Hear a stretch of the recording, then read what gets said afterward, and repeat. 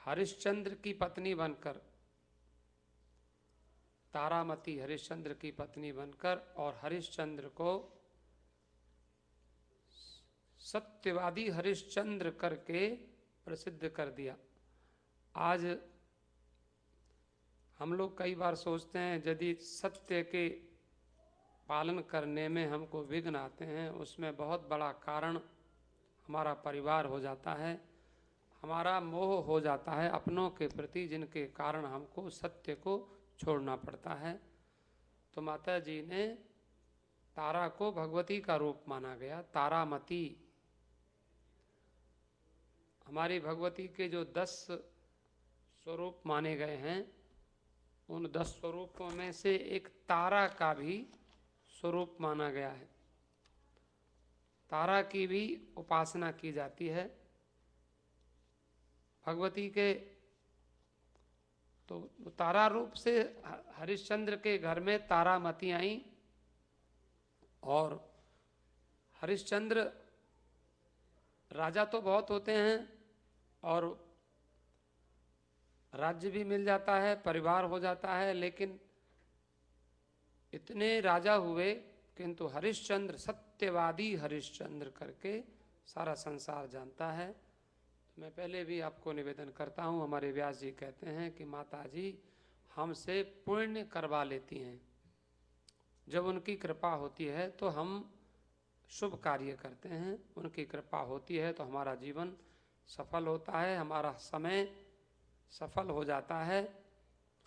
तो हरिश्चंद्र के जीवन में कष्ट बहुत आए और उसमें विश्वामित्र महात्मा उनकी परीक्षा में सहायक हुए, और बाद में परीक्षा में तारामती की कृपा से पत्नी को कहा, तो पत्नी पति की सेवा में चांडाल के घर में जाकर भी रही, और वहाँ पुत्र भी मर गया, तो भी सत्यवादी हरिश्चंद्र ने माता जी की कृपा से सत्य को छोड़ा नहीं।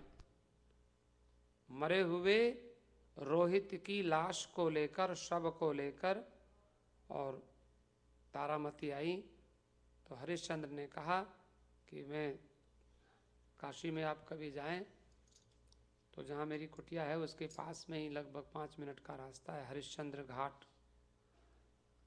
तो वहाँ हरिश्चंद्र ने शिवलिंग की स्थापना की है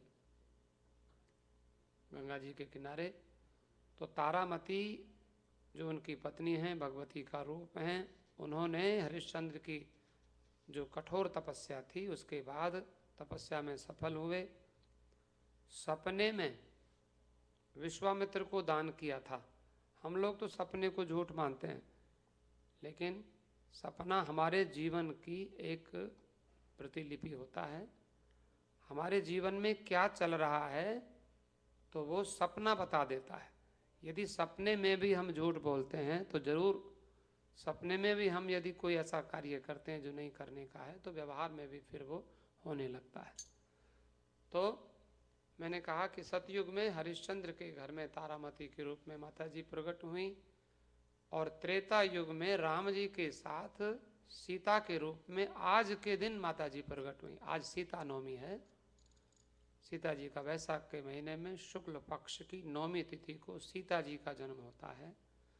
तो सीता जी के नवमी के उनकी पुण्यतिथि, उनकी जो जन्म तिथि के अवसर पर जहाँ माता जी के मंदिर हैं, जहाँ तो कई जगह सीता नवमी मनाई जाती है। मैंने देखा, आप कभी वाराणसी जाएं तो वाराणसी और प्रयाग के मध्य में एक स्थान है जिसका नाम है गांव जंगीगंज, और उसके पास में 2 गांव हैं, वारीपुर, दिगपुर। तुलसीदास जी ने अपनी कवितावली में उनका उल्लेख किया है।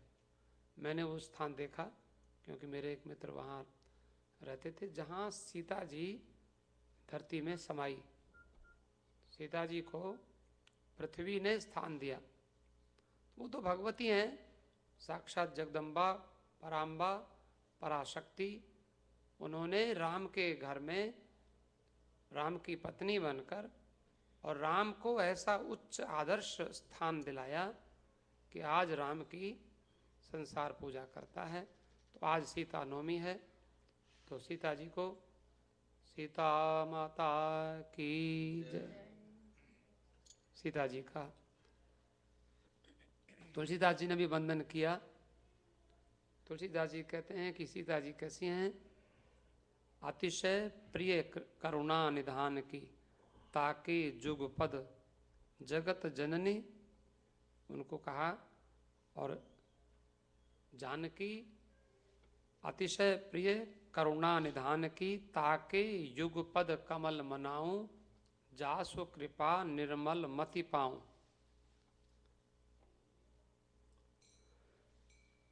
और जानकी जी जनक जी की पत्नी हैं, जनक जी की बेटी हैं।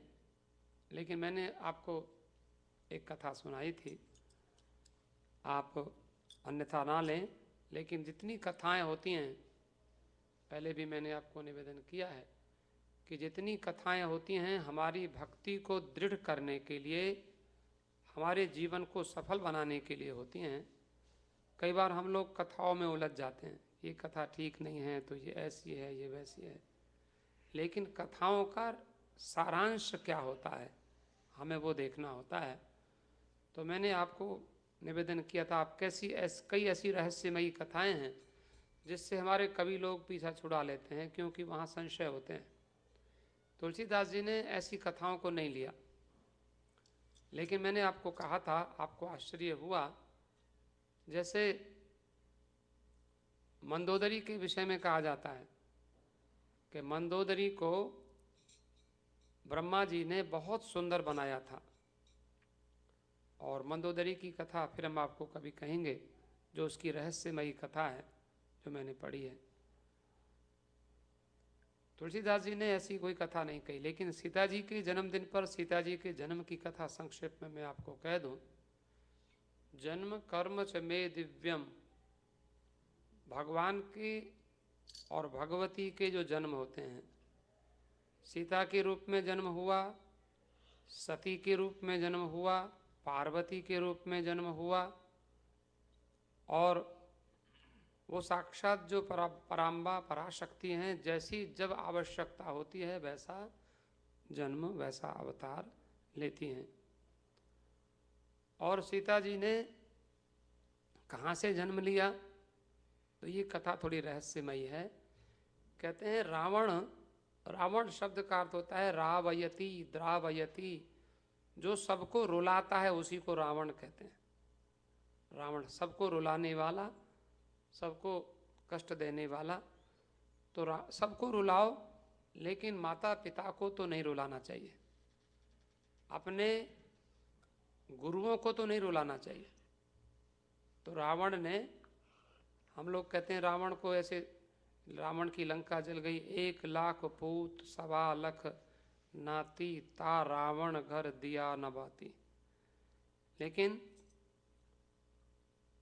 रावण ने ऐसा जो अत्याचार किया, वो एक खास अत्याचार क्या किया, महात्माओं से कहा, जो ऋषि मुनि तपस्या करते थे, हमारे यहाँ ऋषियों को, मुनियों को, माता पिता को, गुरु को आदर दिया जाता है, और जो इनका आदर नहीं करते उनको कष्ट सहना पड़ता है। अंत में आज रावण का नाम तो लिया जाता है, लेकिन अच्छे रूप में रावण का नाम नहीं लिया जाता। जब कोई दुष्ट होता है, कोई ऐसा वैसा व्यक्ति होता है, अरे तू रावण है क्या? तो रावण ने क्या किया था, ऋषियों से कहा, तुम मेरे राज्य में रहते हो, मैं राजा हूँ, मुझे टैक्स दो। कहा जाता है कि रावण ने शिव जी की बड़ी तपस्या की, शिव जी को प्रसन्न किया, और रावण ने सब देवताओं को अपने अधीन कर लिया। आपने सुना है, बड़ी प्रसिद्ध बात है कि पवन देवता बेचारे रावण के घर में झाड़ू लगाते हैं। तो जिस समय शूर्पणखा का स्वयंवर हुआ था, तो शूर्पणखा के लिए सारे देवताओं को जबरदस्ती बिठा दिया। शूर्पणखा से कहा कि तुम इन देवताओं में से किसी को भी, जिसको कहोगे वो तुम्हारे साथ शादी करेगा, विवाह करेगा, ऐसी कथा है। लेकिन बेचारे सारे देवता डरे हुए थे। तो रावण का इतना अधिकार था और भगवान से प्रार्थना करते थे कि कहीं ऐसा ना हो ये शूर्पणखा हमको पति बनाए और फिर रावण के आग्रह से हमको जबरदस्ती इसके साथ विवाह करना होगा। तो रावण देवताओं को भी जबरदस्ती किसी कार्य में नियुक्त कर सकता था, इतनी उसकी तपस्या थी। शंकर भगवान ने उसको वरदान दिया था। लेकिन जब रावण ने, हम कहते हैं कोई व्यक्ति जो भी कर्म करता है, चाहे वो शुभ करे चाहे अशुभ करे, अवश्यमेव भोक्तव्यम कृतम कर्म शुभाशुभम। हमारा कर्म हमें ही भोगना पड़ता है, वो हमारे ही सामने आता है और वो हमारे अत्याचारों को हम अपने कर्म के द्वारा ही भोगते हैं, उसका फल हमें भोगना पड़ता है। तो सीता जी कौन है? कहते हैं कि महात्माओं ने तपस्या की। ये रावण ने कहा तुमने टैक्स नहीं दिया, तुम मेरे राज्य में रहते हो। साधुओं ने, महापुरुषों ने, संतों ने कहा देखो रावण, हम तो भजन करते हैं, भिक्षा मांग कर खाते हैं। प्राचीन काल में महात्मा लोग भजन को ही अपना धन समझते थे। आज भी ऐसे संत हैं, जो ऐसे लोग हैं भक्ति वाले, जो लोग लोभ नहीं करते और संतुष्ट रहते हैं। रामायण में उत्तरकांड में जो सबसे अच्छी चौपाई है, मुझे अच्छी लगती है, सरल स्वभाव नमन कुटिलाई, यथा लाभ संतोष सदा ही। जो भगवान दें उसी में संतुष्ट रहना, ये साधुओं का वृत्ति होती है। इससे शांति मिलती है, इससे आनंद मिलता है। तो रावण ने ऐसे साधुओं से कहा हमें टैक्स दो। साधुओं ने कहा हमारे पास तो कुछ भी नहीं है, हम कोई धन तो नहीं कमाते, हम कोई व्यापार तो नहीं करते, हम तो भजन करते हैं। टैक्स के बदले में तुम चाहो तो हम तुम्हें आशीर्वाद दे सकते हैं। रावण ने कहा हमें तुम्हारा आशीर्वाद नहीं लेना, हमें टैक्स लेना है। तब कहा कि टैक्स क्या चाहिए? तो बोले तुम्हारा खून निकालेंगे, तुम मेरा अन्न खाकर मोटे हो गए और तुम अपना खून दो। साधुओं ने मना नहीं किया, रावण ने उनका रक्त निकाला, ऐसी कथा है। रक्त निकालकर उसको इकट्ठा करना था, कहीं रखना था। तो प्राचीन काल में हमने भी बहुत देखा, ऐसे गंगोत्री में महात्मा होते थे। मैंने देखा कि वो उनके यहाँ फ्रिज तो होता नहीं था। 1984 में मैं गंगोत्री में रहा बहुत दिन, तो वहाँ महात्मा लोग भिक्षा करके लाते थे। ऐसे महात्मा जो गंगोत्री में भी जंगल में पहाड़ के ऊपर बैठकर भजन करते थे, कहीं जाते ही नहीं थे। तो सप्ताह में एक दिन जाते थे भिक्षा मांगने। तो वहाँ अन्न क्षेत्र बने हुए थे, वहाँ गए और 10 दिन की भिक्षा ले आए ऐसे कर, और उसको फिर वो गड्ढे में नीचे दबा देते थे। तो गड्ढे में वो आराम से वो चीज़, वही उनका फ्रिज समझ लीजिए, उसी में बड़ी सुरक्षित उनकी भिक्षा रह जाती। तो रावण ने क्या किया, वो ऋषियों का खून इकट्ठा किया और इकट्ठा करके उसको घड़े में भरकर और धरती में गाड़ दिया। लेकिन रावण को अभी तपस्या और करनी थी, क्योंकि अभी तो विष्णु को मारना था, विष्णु भगवान से बदला लेना था। विष्णु भगवान राम रूप में आए थे। लेकिन यहाँ रावण के, कभी हम लोग जो कुछ भी, कोई कितना ही बड़ा अपराधी होता है, उसी से स्वयं कोई ऐसी भूल हो जाती है जो उसके पतन का कारण हो जाती है। कोई चोर से, डाकू से कोई ऐसी एक भूल होती है जो उसके बंधन का कारण होती है, उसको बदला देने के लिए वही चीज़ उसके काम आती है। हुआ क्या कि वो साधुओं का जो खून निकाला था उसको रख दिया था। तो उसने सोचा कि मैं इसको मंदोदरी को तो बताऊं।